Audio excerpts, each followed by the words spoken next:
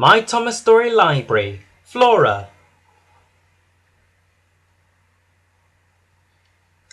This is a story about Flora, a new steam tram on the island of Sodor.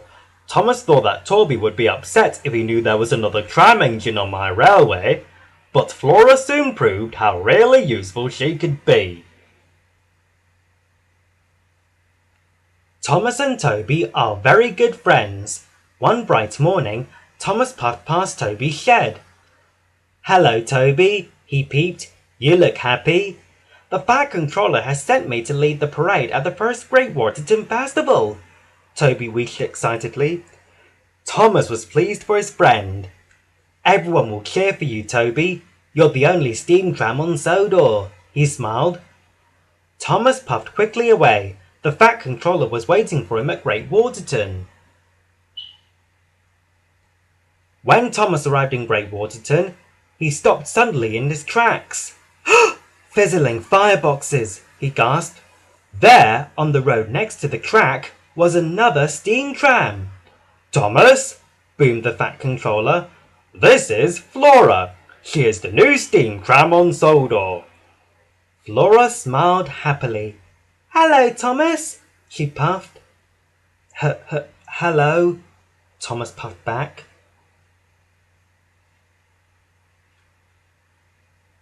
"Flora is to lead the parade with Toby," the Fat Controller said. "Please take her to meet him. Then Toby can bring Flora back here in time for the parade." Flora's crew changed her road wheels for steel railway ones so that she could travel on the track. "Toby thinks he's leading the parade all by himself," he worried quietly. "I must keep Flora away from Toby until after the parade." Thomas knew he would get into trouble with the Fat Controller, but didn't want Toby to be upset.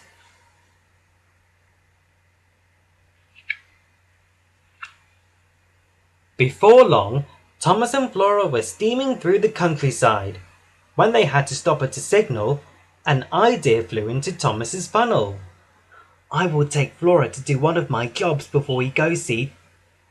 I will take Flora to do one of my jobs before we go to see Toby," he chuffed to himself. "That way, Toby is sure to have set off to lead the parade." "Let's go to the woodyard first," Thomas puffed to Flora. "It won't take long." "That sounds splendid," Flora smiled sweetly, and she steamed after him. At the woodyard, Thomas collected a flatbed of logs. "Now we can go and meet Toby," he chuffed. Flora was pleased. "Hooray!" she peeped. Toby, you must go. Hurry now to lead the show," Thomas puffed to himself as they set off. Thomas and Flora soon reached the junction by Toby's shed. The shed looked empty. They were about to go again when Thomas saw steam coming from inside. "Cinders and ashes," Thomas wished quietly. "Toby's still there. He mustn't see Flora." Thomas puffed off as fast as his wheels would carry him. "Quickly, Flora," he whistled loudly. "I've just remembered. We must go to the quarry first." Flora was surprised. "If you say so, Thomas," she chuffed chirpily, and she followed Thomas down a narrow track to the quarry. At the quarry, Thomas coupled up to some slate trucks. "Now we can go to meet Toby," he told Flora. Flora was excited. Toby, please have gone. Lead the show, be proud and strong," he puffed to himself. The two engines went back to Toby's shed. This time Thomas was sure it was empty. Suddenly, there was a ding-ding sound. It was Toby's bell. "Oh no," thought Thomas. "Toby's still inside his shed. He mustn't see Flora." "Quickly, Flora," Thomas wished. "We're late to pick up my load at the docks." Flora was surprised. "If you say so, Thomas," she said wearily. And they clickety-clacked and they clickety-clacked back down the track. At the docks, Thomas was coupled up to his large load to take to Great Waterton. Thomas was sure Toby would be leading the parade by now. "Come on, Flora," he whistled. Flora's axles ached. Then there was trouble. Flora had chuffed too far and run out of coal. "I'm sorry, Thomas," Flora cried.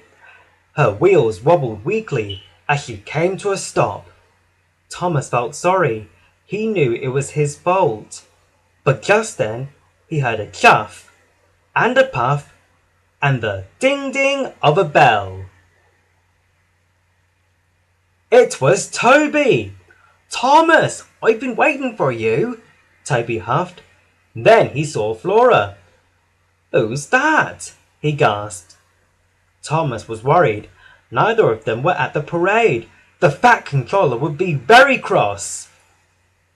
"Flora, this is Toby. Toby, this is Flora," Thomas puffed bravely.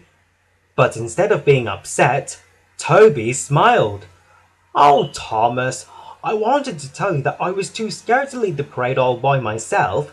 Now, Flora and I can lead it together." Thomas had to put right his mistake, and quickly. "Flora, take some of my coal," Thomas chuffed.